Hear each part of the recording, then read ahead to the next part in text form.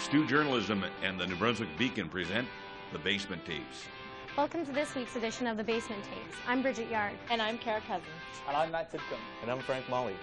We're coming to you from the Stu Newman building, and we've got some great stories for you this week. No alcohol allowed. A St. Thomas University residence goes dry. Two of our reporters get staff and student reaction.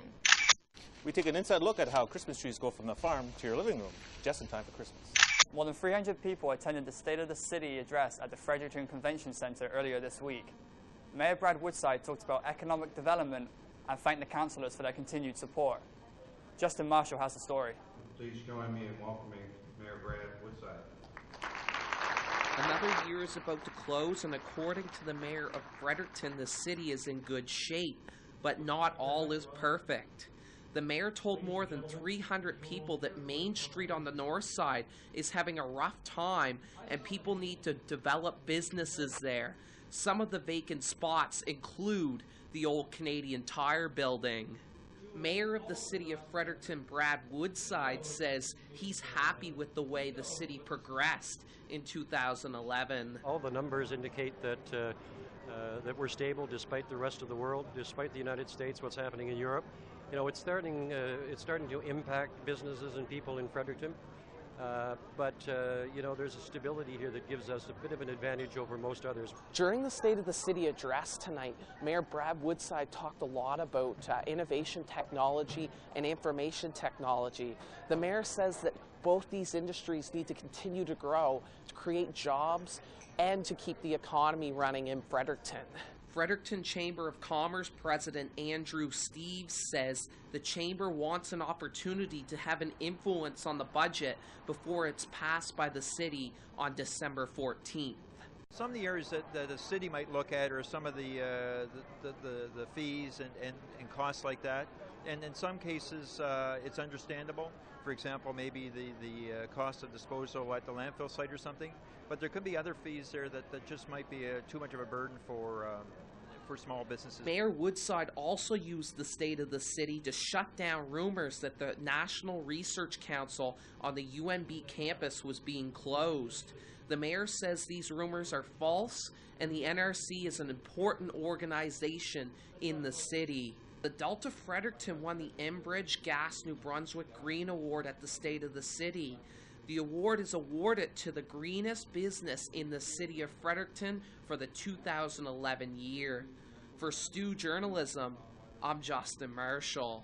The Arab Spring event has caught the world's attention, and here in Fredericton, the Stu and UNB Bread and Roses Society held a teach-in about the Egyptian Revolution on Thursday.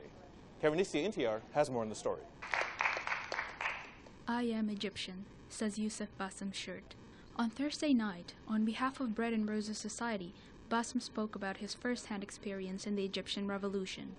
Around 40 people attended the teach-in at UNB's head hall. Bassem not only talked about the revolution, but also Egypt's political history and class and religious divide. For people who weren't there, the revolution is what they see in the media. Bassem says he wants people to understand deeper. What I hope is I just put out information that people didn't know, was things that people didn't know were going on, because a lot of what the media shows is not necessarily the whole picture. The events in Egypt is part of the Arab Spring movement. Many who attended followed the events and want to hear first-hand experience. Ella Henry is one of them. It was definitely interesting to hear, you know, from someone who was there, and I think we get a more human point of view of what it was actually, what the revolution was actually like. Protests continue in Egypt today. After President Mubarak stepped down, people are now concerned how long the military will stay in power. Elections are happening right now, and the world will watch as Egypt's first democratic poll in 60 years unravels. For Stu Journalism, I'm Karenisia Intiar. It looks like some Maritimers might have to find a different way home this Christmas. Acadian Lines employees have walked off the job. It's uncertain when their buses will be up and running again in Prince Edward Island and New Brunswick. Whitney Nielsen has more. I'm here at the Acadian Lines bus station in Fredericton, where employees are preparing to go on strike. The Amalgamated Transit Union for New Brunswick and Prince Edward Island employees recently refused a contract from Acadian Lines. They argue they need at least an increase for the cost of living. The 59 employees have been without a contract for almost a year, but it's not the employees who decided to shut down the bus system. Acadian Lines management chose to lock up their employees after the union gave their strike notice. Acadian Lines announced last Tuesday that bus routes would not run in New Brunswick and PEI until the company and the union could resolve their differences. The labor dispute revolves around salaries, benefit packages, and bus routes. The union previously bashed Acadian Lines for trying to eliminate bus routes to some rural areas and for moving this location from downtown to virtually the outskirts of Fredericton. The strike comes at an inconvenient time when many people will be trying to get home for the holidays. For Stu Journalism, I'm Whitney Nielsen. The New Brunswick Court of Appeal has decided that all police officers must follow the province's Official Languages Act when they arrest a person. The decision came after a man was acquitted of 2 drunk driving charges. 3 judges unanimously decided to drop the charges because the arresting police officer did not speak in French. The acquittal was appealed twice by the Crown. Many lawyers agree that this decision was very important, as it gives judges more power to throw out evidence in these types of situations. A well-publicized St. Thomas University resident will not be seeing alcohol for the duration of this semester. St. Thomas University says that Harrington Hall, which has been the home to severe vandalism over recent years, will be barred from allowing alcohol in-house until further notice. I recently went to campus to find out more about this story. There will be no more pouring of alcohol in Harrington Hall for the remainder of this semester. St. Thomas University last Monday placed Harrington Hall on alcohol probation due to this semester's behaviour by residents. Kelly Hogg, a member of the St. Thomas Residents Life Team, says student safety is a contributing factor. It's something that's been in response to a few incidents that have taken place over the course of the semester since September. And these incidents has been of the nature where involving alcohol and also concern for student safety. So that's the reasoning behind the decision. One challenge St. Thomas must face is how they will enforce the alcohol ban, but Hogg doesn't see it as a problem. Residence Life has been tasked with enforcing this decision, so we're going to enforce it like any other residence rule. So there is a similar rule that's already no alcohol or no drinking permitted in stairways or balconies for those who live in Rigby. So it's going to be very similar to that. It's a $10 fine, and the residence advisors, if they see anybody violating, they will approach them. The ban brought about different reactions throughout the St. Thomas community. Dylan Jensen, a Harrington resident, thinks the ban will bring about angry responses. People are angry. People aren't gonna follow the rules, for sure. Jensen says that the university's move is more of a reactive than proactive thing to do. The ban will be re-evaluated over the Christmas break. Until then, Harrington residents will be left out to dry. And now a report from Meredith Gillis about how Harrington residents feel about the liquor ban.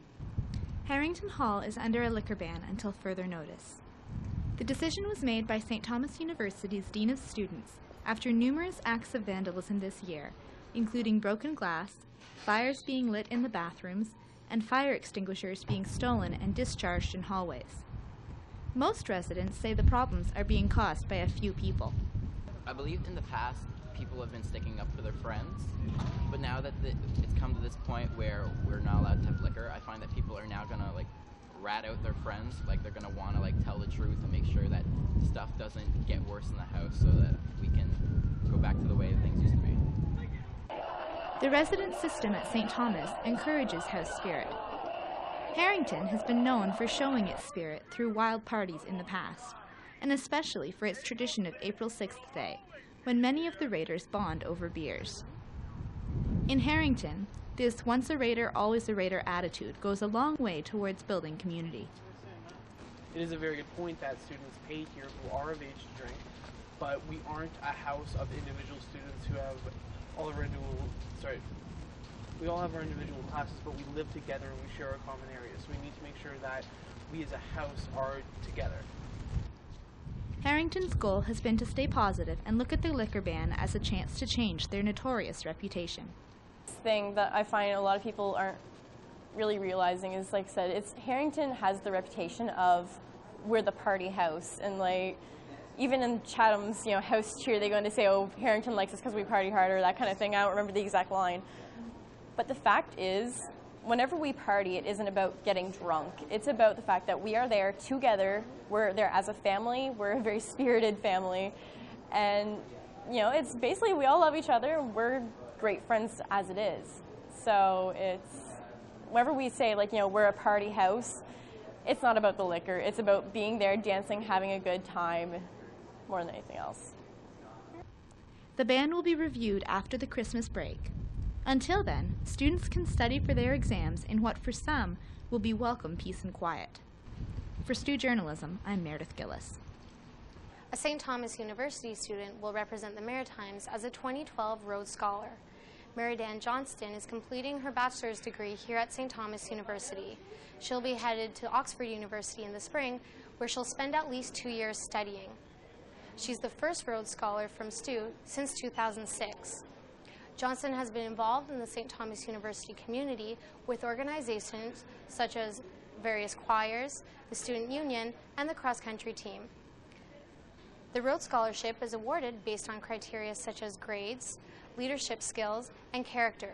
The value of the scholarship is upwards of $100,000. Christmas is just around the corner, and some people have been looking into unconventional gifts. Gift certificates for tattoos and piercings are one such gift, but they may have unexpected repercussions. Samantha Both has all the details. For some people, the sound of a tattoo gun is exhilarating. It's a painful experience, but the final product is worth it in the end. Or is it? Tattoos can have unexpected consequences. John Malley says tattoos are a natural part of who he is. About 60% of his body is covered, and he plans to finish the rest in the future. He says it's just like a shirt he wears every day. I guess it's just the way that you picture yourself when you close your eyes, and that's how I pictured myself. I'd feel, if I woke up without them one day, I'd feel just, it wouldn't be me. It wouldn't be myself at all. Malley is a professional drummer. He's endorsed by Los Cabos drumsticks and Soul Tone cymbals. But his tattoos have led to issues when it comes to getting a job. He says it's because people affiliate tattoos with drugs, gangs, and prison time. Everyone has their own reasons for getting a tattoo. They're about spirituality, religion, and art, says Malley. A person who has a tiny tattoo right here, a little peace symbol, is the same as me.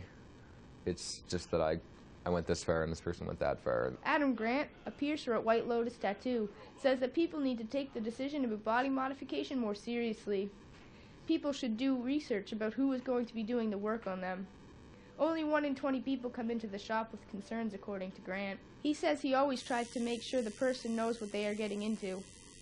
At White Lotus, they won't tattoo hands or necks without good reason and full disclosure about your line of work. Grant says that people will always judge each other, though. Despite the rising popularity of body modifications, Grant remains pessimistic about the possibility of shedding the stigma. Everybody's going to judge everybody. It's just how it is. Every single person judges everybody else. Doesn't matter if you know them or not. It's just how it is. I mean, somebody could be tattooed head to toe with every single body piercing on them, and they could be the nicest person in the world, you know. And everybody's going to judge that person, you know. People judge people for everything, you know, haircuts, clothing, tattoos, piercings. You know, it's just how the world works now. Malley feels the same. He's been beat up, had things thrown at him, and been called derogatory words on almost a daily basis. But he's determined to overcome the barriers. After a lot of searching, he finally has a full-time job in Moncton, and his mission to cover the rest of his body in tattoos hasn't been forgotten. For Stu Journalism, I'm Samantha Both. It's peak season, not only for buyers, but also for Christmas tree growers. About 350 families in New Brunswick are into the Christmas tree business. They wait for this month to make a year's profit. The owners of a local tree farm have been in the business for more than 40 years and share some of the Christmas tree's secrets before it ends up in our living room. Macedonian Kunsumpeli has the story. For some, it takes just a few minutes to find the perfect Christmas tree and cut it. But for the young family, it takes even 17 years to grow it. Gordon and Carol have spent their married life together at their tree farms in the countryside north of Fredericton. For more than 40 years they have grown trees, a full-time job. They say it's worth it. And it's a traditional thing, and families love it, and I think it unites families together to have a beautiful tree, particularly one grown in Cardigan, New Brunswick. Carol says the Christmas tree business is more than profit and money. It's about friends she has made over the years and moments she has shared with them. I was always inside in the cottage here, making hot chocolate, tea, coffee, and cookies. And of course all the little children love to come in and have hot chocolate. And some of the big children do too. I guess we're in our slow down stage now a little bit, and it's just nice to sit back and think about all that over the past. Kind of makes us sad sometimes. But we do enjoy it. We enjoy people coming in. We have fun. For Gordon, though, fun is being outside in his tree land, where families cut their own trees. And quite often, quite frankly, they take a tree that I don't think is that good. But that's the one they want, so that's the one they take. But what makes a good Christmas tree? First of all, it has to have a nice natural taper and a nice deep green color and be uniform throughout. Sort of thick here and thick there, all over the same way. But some people like to put it against the wall, so they want one that's what I call quite weak on the back. Yeah, we're very fussy, that's the thing. Gordon sells about 300 trees to Canadian families every year. A few thousand of his trees are exported to the United States, as with most of New Brunswick's forestry products. But for Gordon Young, the numbers become less important as he and his trees grow older. For Stu Journalism, I'm Macedonia Kutsumbeli. Last Thursday, the weather outside may not have been so frightful, but there was really no place to go, except the St. Thomas Coffee House and tree lighting show. Students came out for a good time and a better cause.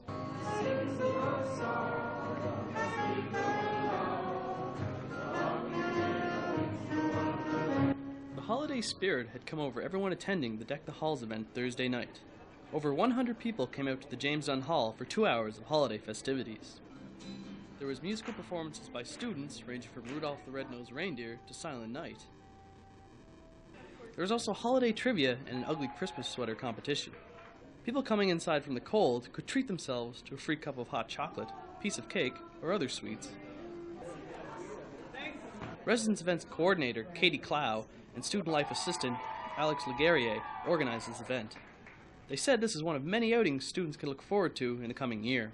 It's actually part of my job to put on events for students. I'm the Residence Events Coordinator with ResLife, so this isn't the only event that I'm going to be putting on for ResLife students. I'm going to be putting on several within the new year. Yeah, and I'm the student assistant to Student Life and Retention, so I'm going to be putting on events as well, but to help encompass everyone, including off-campus, mature, international as well. Donations of food were taken for the Student Food Bank, and all proceeds for the event went towards Christmas Stars, a program that buys gifts for St. Thomas students with children.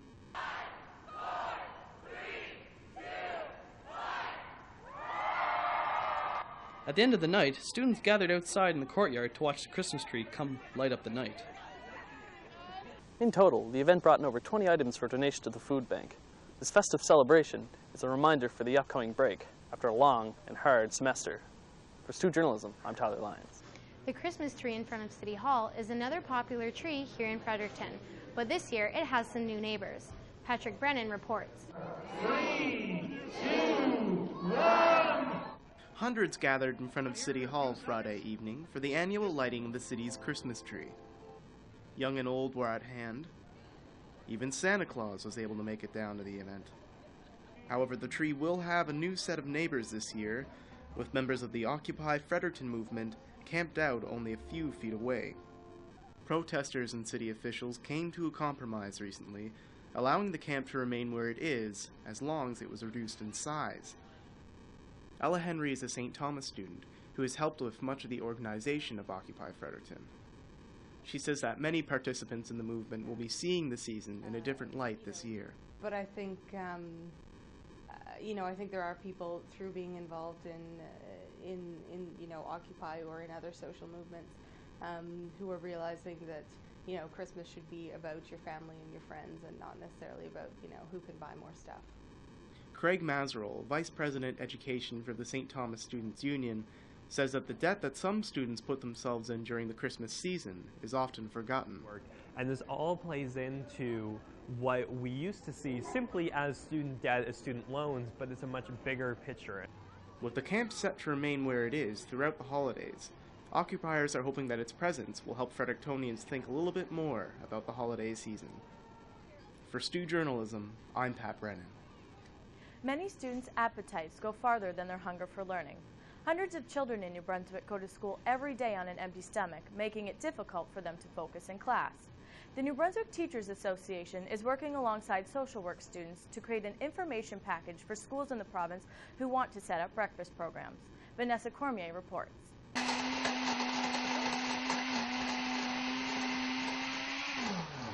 Lisa Rogers and Jamie Thibodeau start every day with a balanced breakfast.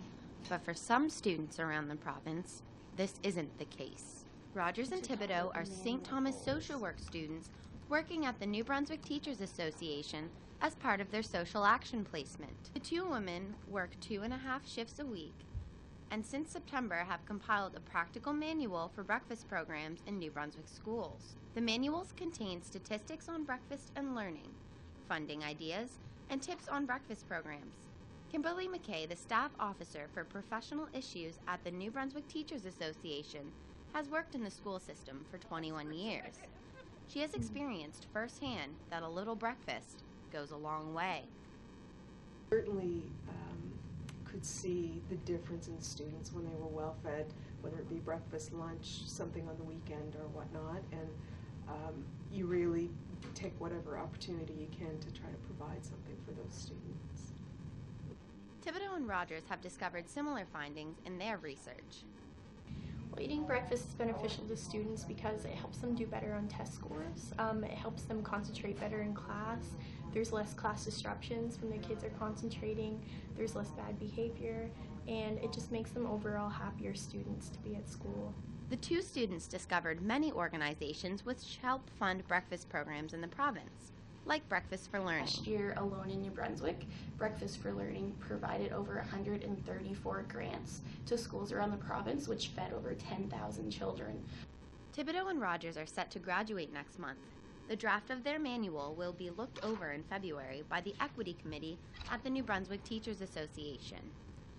The committee will then decide how to launch the programs in New Brunswick school systems.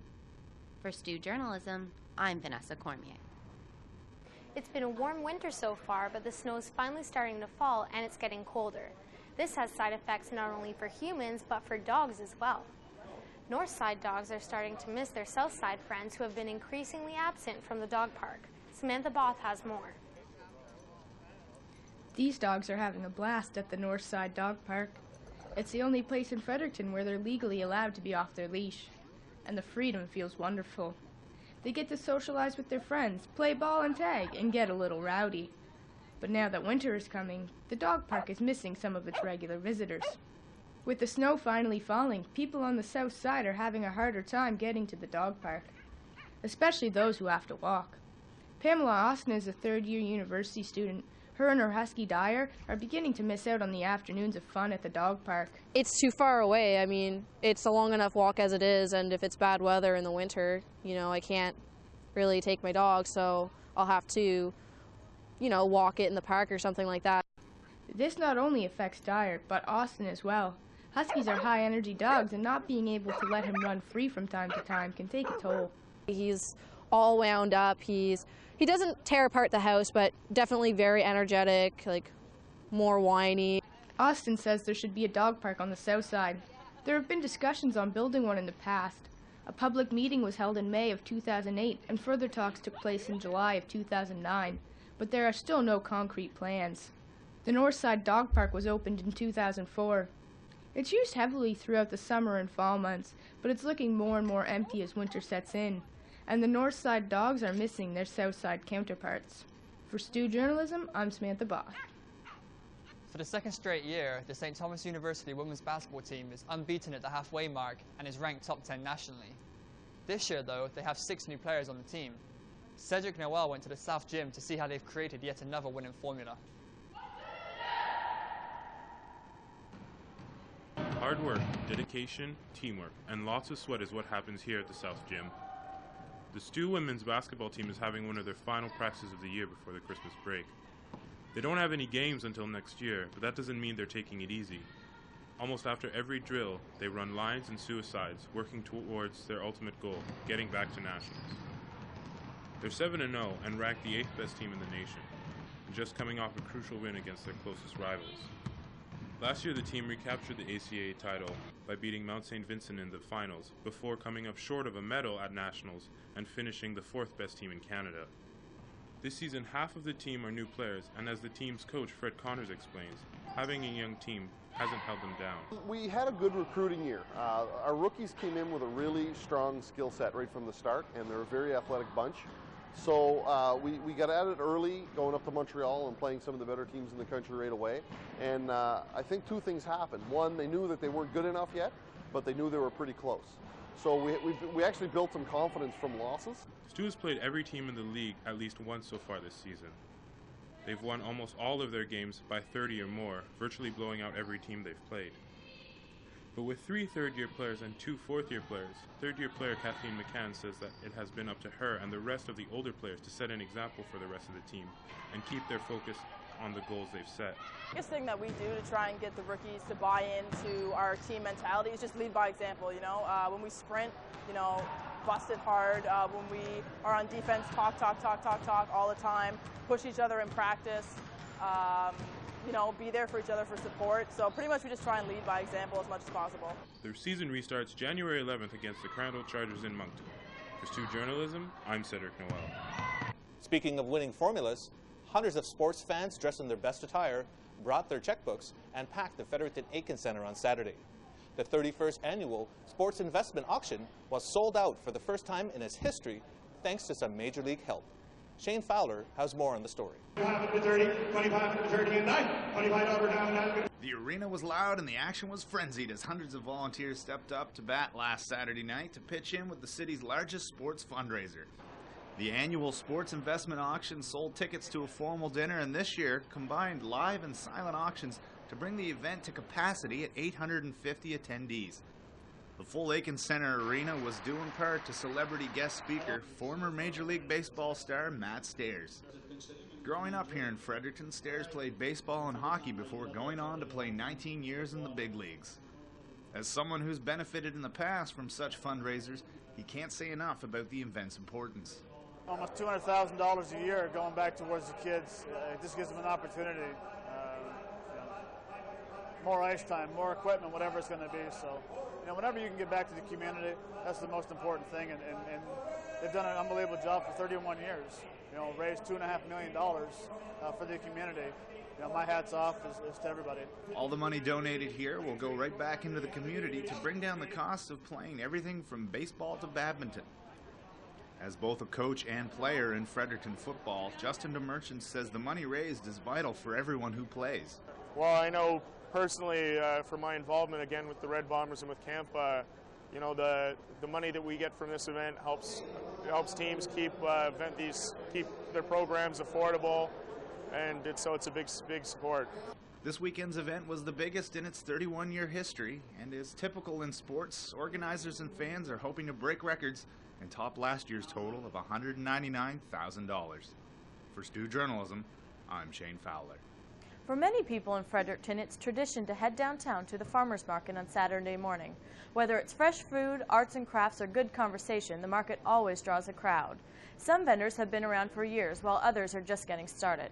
Kevin Stewart reports. The market was jam-packed, as it usually is on Saturday morning, with people hungry for local foods.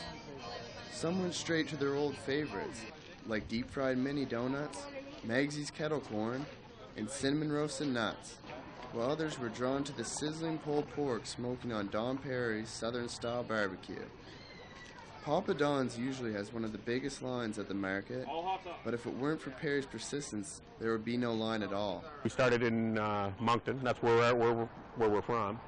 Yeah, and we started the markets there, and then I've tried for 3 years, emailed every month for 3 years to get in here, and they said no. And then finally one day, boom. Papa John's has exploded on the scene as one of the premier vendors at the market this past year. Perry came up with the idea while eating barbecue in Myrtle Beach, Virginia, and he thought if it works here, why can't it work at home? People in Fredericton sure seem to agree. I got pulled pork wrap. It's got pulled pork, coleslaw, a bunch of sauce, and it's delicious. My buddies and I usually used to get Donairs, but they went up in price, and this stays at $5, so yeah, we like it. For Stew Journalism, I'm Kevin Stewart. That's it for this week's edition of The Basement Tapes. Tune in next year as we have more great stories coming up.